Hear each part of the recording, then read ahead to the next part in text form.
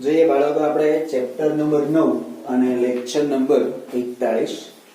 હવે આપણે જે જોઈ ગયા છે અગાઉના ચેપ્ટર પ્રમાણે, એમાં જે ચેપ્ટર 9 આધારિત અગાઉના લેક્ચરમાં જે જોઈ ગયા છે એ છે રાજ્ય નીતિના માર્ગદર્શક સિદ્ધાંતો.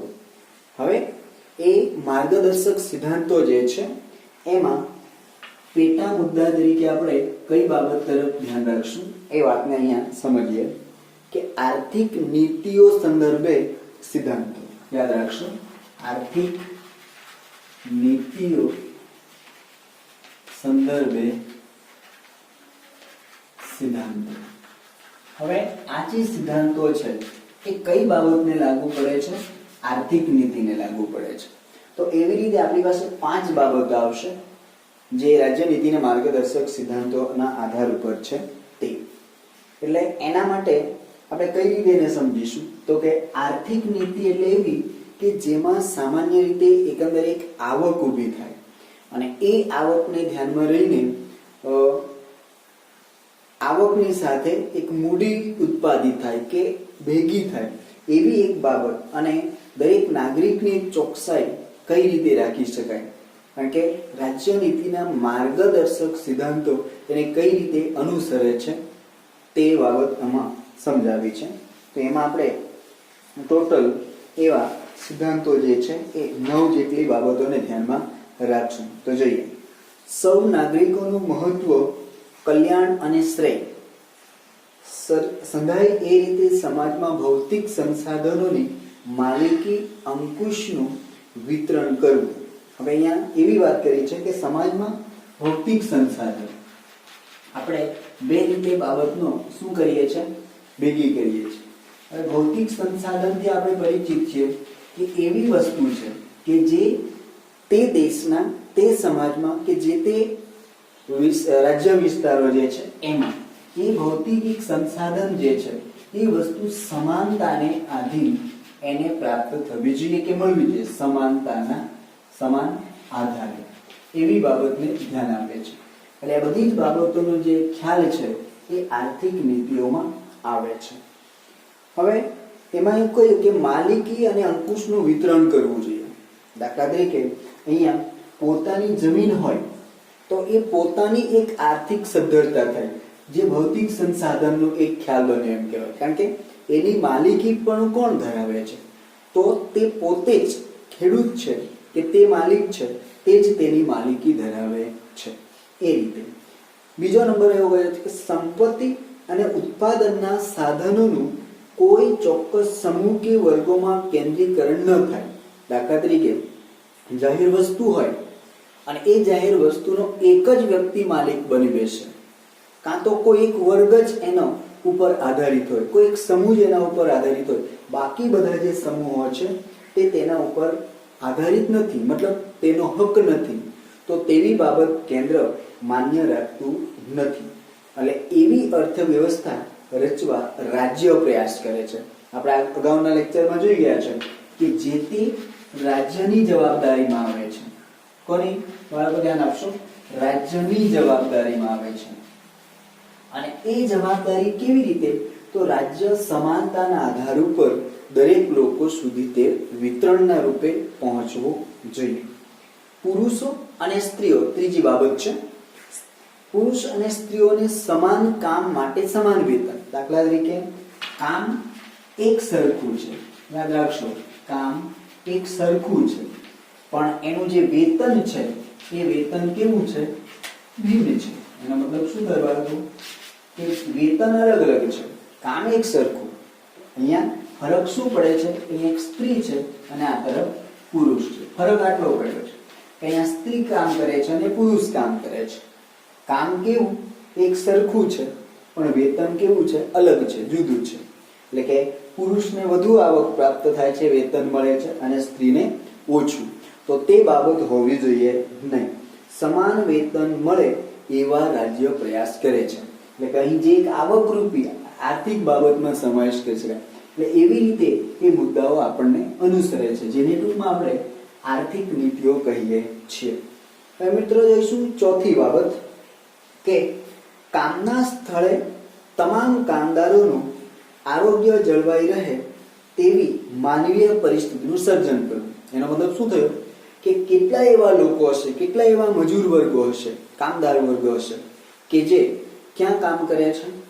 ખાણમાં કામ કરે છે, કારખાનામાં કામ કરે છે, ખેતી કામ કરે છે, એવા કેટલાક જોખમી કામો કરે છે. ત્યાં માનવતાનો વિષય હોવો જોઈએ. એના ઉપર એકંદરે કોઈ નુકસાન ન પહોંચે એવી કેટલીક ચોકસાઈ તે સંસ્થા દ્વારા, તે વ્યક્તિ દ્વારા રાખવી પડે છે. સ્ત્રી પુરુષોને કુમળી વયના બાળકો, યાદ રાખશો, નાની વયના બાળકો અને સ્ત્રી પુરુષો જે છે એ બાળકોનું આર્થિક મજબૂરીના કારણે આરોગ્ય કથળે એવા કામ ધંધા કે બિન આરોગ્યપ્રદ સ્થળોએ એનું આરોગ્ય મતલબ એનું જે સ્વાસ્થ્ય છે એ સ્વાસ્થ્ય શું ન થવું જોઈએ? બગડવું જોઈએ નહીં. એટલે એવી જગ્યા, એવો માહોલ કે એવું સ્થળ ન હોવું જોઈએ કે જેનાથી એના સ્વાસ્થ્ય ઉપર અસર થાય. એવા કામો પણ કરાવી ન શકાય. જોખમી કાર્યો કરવા ન પડે એની સંપૂર્ણ તકેદારી જે તે રાજ્ય દ્વારા લેવામાં આવે છે. તો આ બાબત આપણી થઈ ચોથી બાબત. આગળ મુદ્દો છે ઔદ્યોગિક એકમોમાં સંચાલનમાં કામદારોની સહભાગીદારી માટે રાજ્ય પ્રયાસ કરશે. મતલબ શું? ઉદ્યોગો છે, ક્યારેક ક્યારેક આપણે એવું કહીએ છીએ કે એક પેઢી સિવાય બીજી પેઢી, એટલે એકથી વધુ પેઢી ભેગી મળીને પણ ઉદ્યોગો ચલાવતી હોય. તો એ જે ઉદ્યોગો છે એ સંચાલન જે છે એમાં માત્ર ને માત્ર તે જ લોકોનો સહભાગીદારીતા ન હોવું જોઈએ. મજૂર વર્ગ છે, કામદાર વર્ગ જે છે એ પણ એના માટે શું બને? સહભાગીદારી બનશે એવો પ્રયત્ન રાજ્ય કરે છે. એ આપણો પાંચમો મુદ્દો થયો આર્થિક નીતિનો. તો આર્થિક નીતિનો જે પાંચમો મુદ્દો આપણે જોયો કે રાજ્ય આ રીતે પ્રયાસ કરે છે. છઠ્ઠો, બાળકોને આર્થિક લાચારીના કારણે તેમનું કોઈ પણ પ્રકારે શોષણ ન થાય. આપણે જાણીએ છીએ આ વિષયથી, નાના ધોરણમાં ભણી ગયા છે કે બાળકનું શોષણ થાય, કામ કરાવીને પૈસા ન આપવા, વેતન ન ચૂકવવું. તો સ્વસ્થ અને સ્વતંત્ર રીતે ગૌરવપ્રદ સ્થિતિનું તંદુરસ્ત વિકાસ માટે સાંધે તે માટે જરૂરી તક. કારણ કે બાળકને કામ તો કરાવી લેવાય છે પણ સાથે એને એ કઈ બાબતમાં જોખમમાં મુકાયું? સ્વાસ્થ્ય.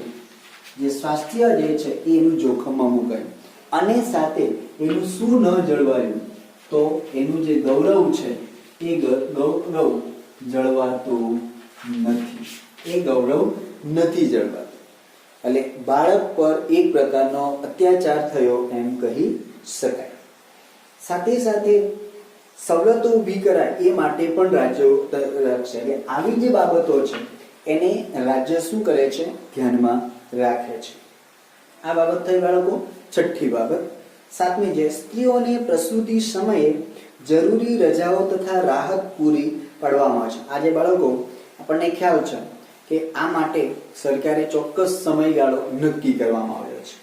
કામદાર રાજ્ય વીમો ધારો, બોનસ ધારો, પ્રસૂતિ રજાનો ધારો અને સાથે ગ્રેચ્યુઇટી ધારો, એવા કેટલાક કાયદાઓ લાગુ પડ્યા કે એના માટે 6 મહિના 3 મહિના રજાનો સમયગાળો તરીકે આપવો અને વેતન દરને ચાલુ રાખવું. કહેવાનો મતલબ શું થયો કે આવી રીતે કાયદાઓ ઘડીને એ આર્થિક બાબતે એની જોખમતા ન લાવી શકાય અને એ રીતે માનવીય ધોરણે મળે તેવા ઉદ્દેશથી ઘડવામાં આવ્યા છે.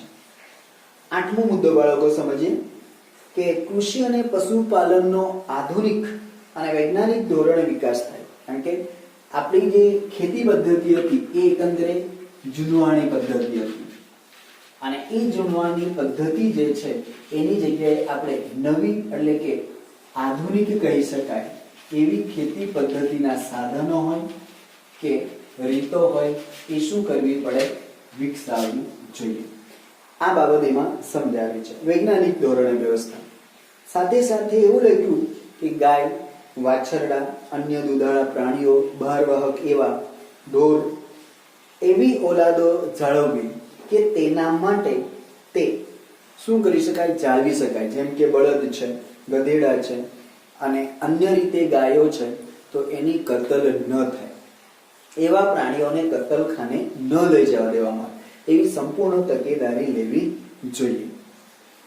આ 8મો મુદ્દો આપણો પૂરો થાય છે આર્થિક નીતિનો.